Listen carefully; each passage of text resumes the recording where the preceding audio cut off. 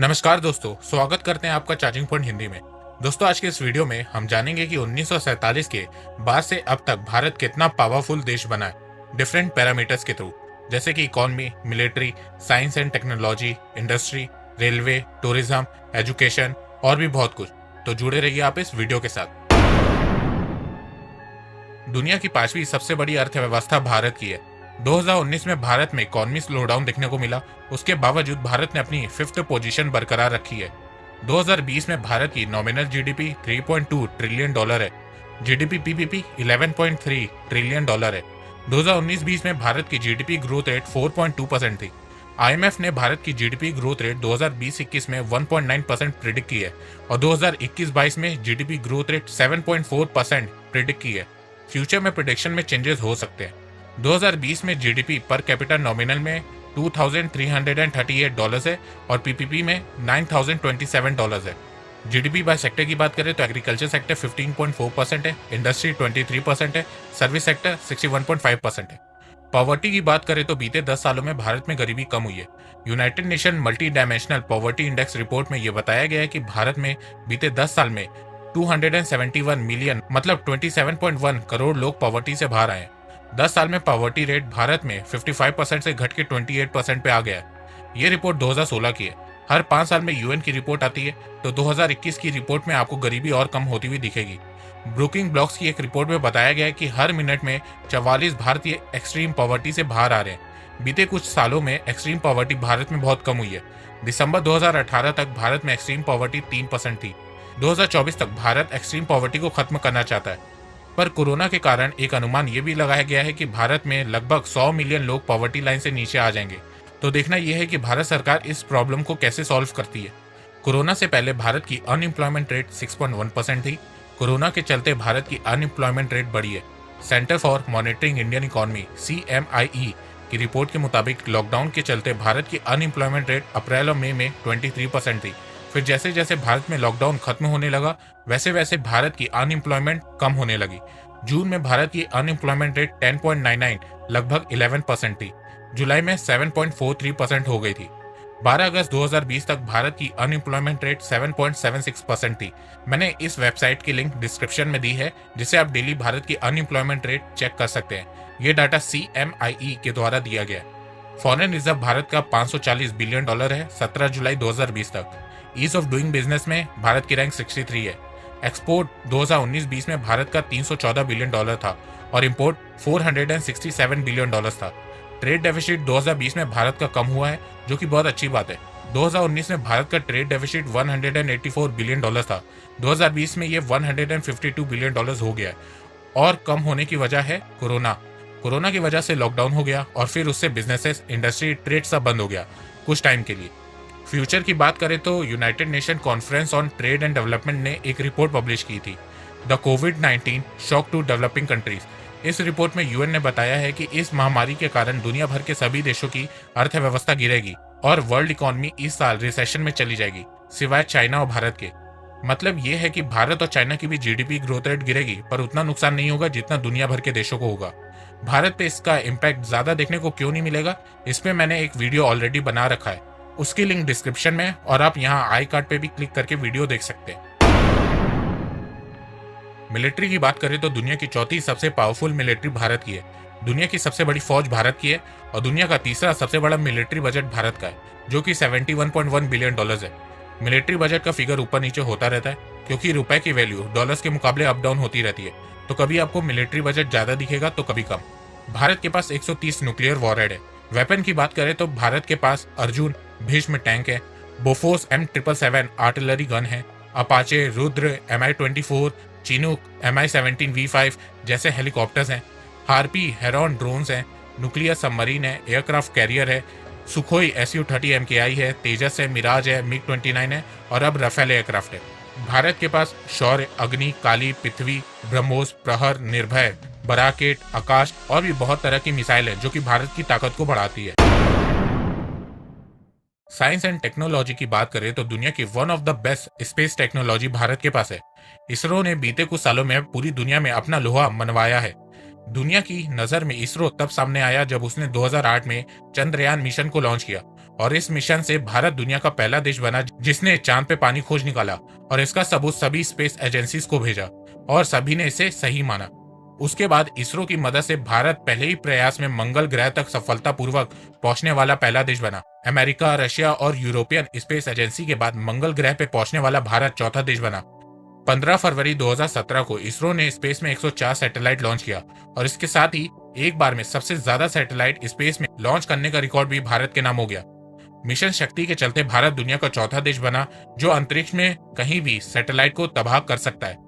ये उपलब्धि America, Russia, China ने हासिल की हुई है। इसरो के फ्यूचर मिशन की बात करें तो इसमें आदित्य L1 मिशन है जो सूर्य के बारे में पता लगाएगा, चंद्रयान 3 है, गगनयान है, मंगलयान 2 है और शुक्रयान वीनस मिशन शामिल है। भारत की आईटी इंडस्ट्री दो मेजर कंपोनेंट में डिवाइडेड है। एक है आईटी सर्विसेज और दूसरा है बीपीओ सर्विसेज। भारत की आईटी इंडस्ट्री में 17,000 से ज्यादा फर्म्स हैं, जिसमें से 1,000 बड़ी फर्म्स हैं, जिसके भारत में 50 से ज्यादा डिलीवरी लोकेशन है। साल 2020 तक भारत के आईटी इंडस्ट्री में 4.36 मिलियन एम्प्लॉयज हैं। भारत के सिर्फ 4 IT giant companies TCS, Infosys, Wipro, एसईएल टेक में 1.02 मिलियन एम्प्लॉयज हैं। भारत का आईटी सेक्टर भारत की जीडीपी में 8% कंट्रीब्यूट करता है। भारत लार्जेस्ट एक्सपोर्टर है आईटी का, बीपीओ का और सॉफ्टवेयर सर्विसेज का। वर्ल्ड का 55% मार्केट शेयर भारत के पास है। अमेरिका का 2/3 IT service export market Bharat के पास है। 2019-20 में भारत की आईटी और बीपीएम इंडस्ट्री का रेवेन्यू $191 बिलियन था, जिसमें से $147 बिलियन रेवेन्यू एक्सपोर्ट के जरिए था और $44 बिलियन डोमेस्टिक रेवेन्यू था। भारत हर साल आईटी इंडस्ट्री में 7.7% से ग्रो कर रहा है और माना जा रहा है कि 2025 तक भारत की आईटी इंडस्ट्री की रेवेन्यू $350 बिलियन होगी। पिछले 10 सालों में भारत के रिटेल इंडस्ट्री में बहुत जबरदस्त ग्रोथ देखने को मिली है, जिसका प्रूफ यह है कि 2019 में ग्लोबल रिटेल डेवलपमेंट इंडेक्स में भारत की रैंक सेकंड है। भारत की रिटेल इंडस्ट्री की वैल्यू 2018 में $950 बिलियन की है और ये ईयरली 13% की ग्रोथ के साथ बढ़ रही है और माना जा रहा है कि 2026 तक भारत के रिटेल मार्केट की वैल्यू $1.75 ट्रिलियन की होगी। भारत की जीडीपी में रिटेल मार्केट का कंट्रीब्यूशन 10% का है। भारत की ई कॉमर्स मार्केट 2017 में $38.5 बिलियन की थी और ये एनुअली 30% की ग्रोथ के साथ बढ़ रही है और माना जा रहा है कि 2026 तक भारत के ई कॉमर्स मार्केट की वैल्यू $200 बिलियन की होगी। और अगर इसी तरह भारत की ई कॉमर्स मार्केट की ग्रोथ होती रही तो माना जा रहा है कि 2034 तक भारत अमेरिका को पीछे छोड़ के दुनिया का दूसरा सबसे बड़ा ई कॉमर्स मार्केट बन जाएगा। भारत में ई कॉमर्स मार्केट के बढ़ने की सबसे बड़ी वजह है इंटरनेट अवेलेबिलिटी। भारत में इस समय 718 मिलियन इंटरनेट यूजर हैं, जो कि आबादी का सिर्फ 54% है। तो जैसे जैसे भारत में इंटरनेट यूजर की गिनती बढ़ेगी, वैसे वैसे भारत का ई कॉमर्स मार्केट भी बढ़ने लगेगा। स्टॉक मार्केट की बात करें तो बॉम्बे स्टॉक एक्सचेंज एशिया का पहला स्टॉक एक्सचेंज है और इस समय वर्ल्ड का 10वां लार्जेस्ट स्टॉक एक्सचेंज है, जिसकी मार्केट कैपिटलाइजेशन $2.1 ट्रिलियन है। भारत के दूसरे stock exchange national stock exchange की रैंक 11th है और मार्केट कैपिटलाइजेशन $2 ट्रिलियन है। मॉर्गन स्टैनली की रिपोर्ट के मुताबिक भारत के इक्विटी मार्केट कैपिटल की वैल्यू 2027 तक $6.1 ट्रिलियन की होगी। भारत का टेलीकॉम मार्केट वर्ल्ड का सेकेंड लार्जेस्ट टेलीकॉम मार्केट है। मोबाइल यूजर के मामले में भी भारत की रैंक सेकंड है। 31 दिसंबर 2019 तक भारत में 1.1 बिलियन मोबाइल यूजर हैं। इंटरनेट यूजर के मामले में भी भारत की रैंक सेकंड है। भारत की pharmaceutical industry volume wise world की थर्ड लार्जेस्ट फार्मास्यूटिकल इंडस्ट्री है। वर्ल्ड की लार्जेस्ट वैक्सीन प्रोड्यूसर है। एपीआई में थर्ड लार्जेस्ट है। भारत में 3,000 से ज्यादा फार्मा कंपनीज हैं, जिनके पास 10,500 से ज्यादा मैन्युफैक्चरिंग फैसिलिटीज है। 2019 में भारत का डोमेस्टिक फार्मास्यूटिकल मार्केट $20 बिलियन का था और यह एनुअली 9 से 10% की ग्रोथ से बढ़ रहा है और माना जा रहा है कि 2025 तक भारत का फार्मास्यूटिकल सेक्टर का मार्केट $100 बिलियन तक का हो जाएगा और मेडिकल डिवाइस का मार्केट $25 बिलियन तक का हो जाएगा। 2018-19 में भारत ने $19.3 बिलियन का फार्मा एक्सपोर्ट किया था।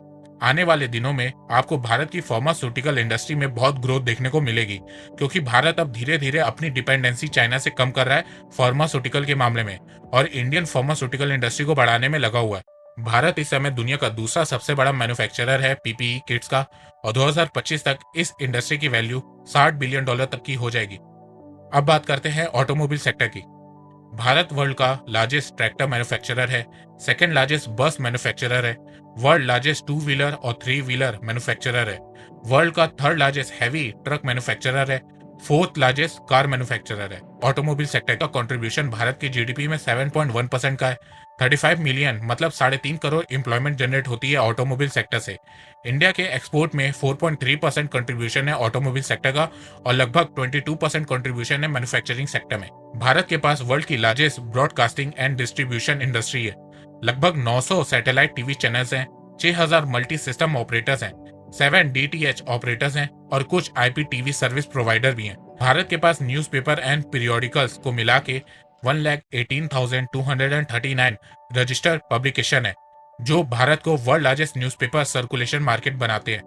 इंडियन मीडिया की मार्केट 2020 तक $33.7 बिलियन तक की हो जाएगी और माना जा रहा है कि Indian media and entertainment industry की मार्केट 2021 तक $34.8 बिलियन तक की हो जाएगी।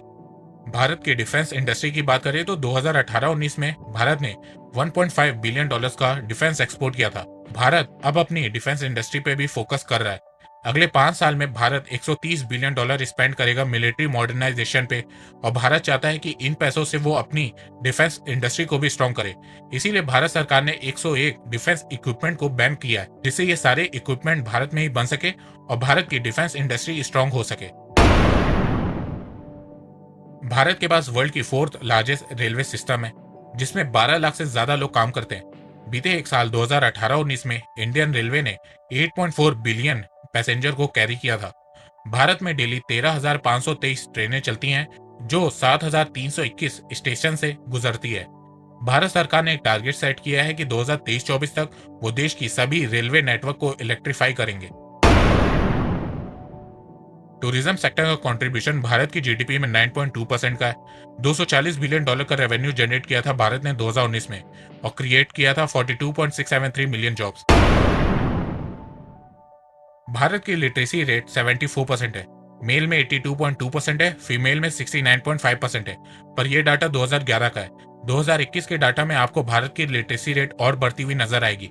एजुकेशन में भारत $57 बिलियन स्पेंड करता है और वहीं रिसर्च एंड डेवलपमेंट में भारत $15.4 बिलियन स्पेंड करता है। वर्ल्ड की टॉप 500 एजुकेशन इंस्टीट्यूट में भारत के 9 एजुकेशनल इंस्टीट्यूट हैं, पर 138 करोड़ से ज्यादा आबादी वाले देश में सिर्फ 9 वर्ल्ड इंस्टीट्यूट काफी नहीं होते।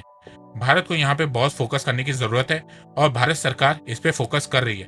34 साल बाद भारत की एजुकेशन पॉलिसीज में बेहतरीन चेंजेस किए गए हैं। एजुकेशन बजट को जीडीपी का 6% करने का फैसला भी लिया गया है। बस अब ये देखना है कि कितनी जल्दी ये पॉलिसीज इंप्लीमेंट होती हैं। इस दुनिया में कोई भी देश परफेक्ट नहीं होता है। सभी देशों में कोई ना कोई कमियां होती हैं। किसी देश में ज्यादा कमियां होती हैं तो किसी देश में कम। भारत में भी कमियां हैं और भारत अपनी कमियों को दूर करने में लगा हुआ है। तो दोस्तों, अगर आपको मेरी ये वीडियो पसंद आई है तो आप इस वीडियो को लाइक कीजिए और अब आप मुझे सपोर्ट भी कर सकते हैं पेट्रियन के थ्रू और यूट्यूब में ज्वाइन बटन के थ्रू। और हाँ, अगर आपको financial market, share market, mutual fund के बारे में जानना है तो मैं आपको 4,720 रुपए का कोर्स फ्री में दे सकता हूँ। उसकी लिंक डिस्क्रिप्शन में है। एक बात मैं ये कहना चाहता हूँ कि आप जितनी मेरी वीडियोस को शेयर करेंगे उतनी ही रीच मेरी बढ़ेगी और उतने ही लोग मेरे से जुड़ेंगे। तो वीडियो को शेयर करना और चैनल को सब्सक्राइब करना बिल्कुल भी मत भूलिएगा। मैं ऐसे ही एजुकेशनल वीडियोस लाता रहूंगा आप लोगों के लिए। तो अभी तक के लिए बस इतना ही। धन्यवाद। जय हिंद, जय भारत।